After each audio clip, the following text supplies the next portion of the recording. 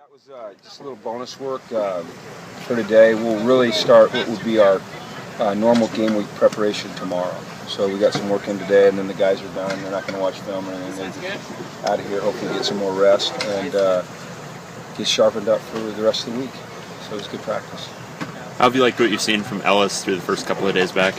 You know what? He's done a nice job. He's a big, powerful guy, and he's explosive, and he's picked up the defense well. I know when he was working on the side with Coach Alosi, he was doing a really good job. He's very coachable, and you know, I think there's a chance that if he progresses this week, that he maybe could see a few plays. We'll see, though. We want to make sure we make the right decision. About how much of the depth chart is set in stone? About none of it. About quarterback and running back. Secondary, linebackers aren't. D-line is still a little up in the air. Receivers, we rotate those guys through, so you could just pick it and choose it as you want. And then the offensive line, we're still trying to decide what the best combination is going to be. So it's just some names on a piece of paper right now. You know, we're trying to get the best 11 on both sides of the ball. Were Porter and Javon out here today? No, Porter's sick.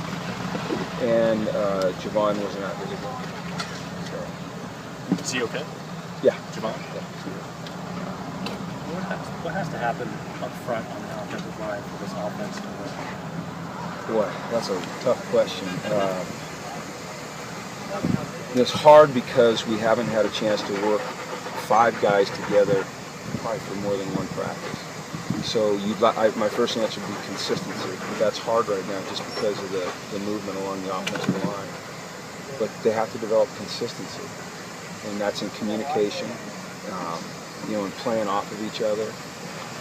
It would be great if we could find 5 guys by Thursday, and they could play the whole year, because then they'd get better as the weeks went on. Hopefully we can do that. I don't know if we can or not, but I would say consistency. It didn't look like Jordan Zumwalt did a whole ton today. Is he okay? Yeah, he's okay. Tablo, do you have an update on him? No, Ishmael Adams had something. he's fine. About Baca on his He's good. getting back. He did well. Yeah, he did well. What's I don't your- mind talking about those guys that came back. Jeff came back, and Alberta came back, and Greg came back, and they all did well. You know, so that's why that position's still in flux, because all of a sudden you get a Jeff Baca back, and you know, if by Wednesday it looks like, you know, he's up to speed and he's ready to go, then gosh darn, you have to really consider playing him. So it's just, you know, in a state of flux right there, but that's okay. It's a positive state of flux, because we're getting guys back rather than losing guys and really having to scramble. What do you have to see from him that will tell you he's ready? He needs to, you know, his technique needs to be sound. He needs to be comfortable in the system. And I would think that a guy with his experience, he'd be comfortable in the system a lot quicker than a guy, you know, that's never played football. And his wind, you know, he's got to be able to get through practice and feel good. And then we'll have some contact tomorrow, and you know, he'll get a little bit of contact on his head, and we'll see how he feels.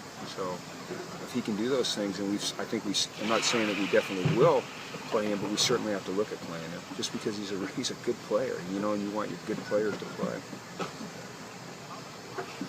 Okay. How are you guys? Had Ellis and Simon? Yeah. They're a good pair there. So. Okay. Thanks everybody. Appreciate it.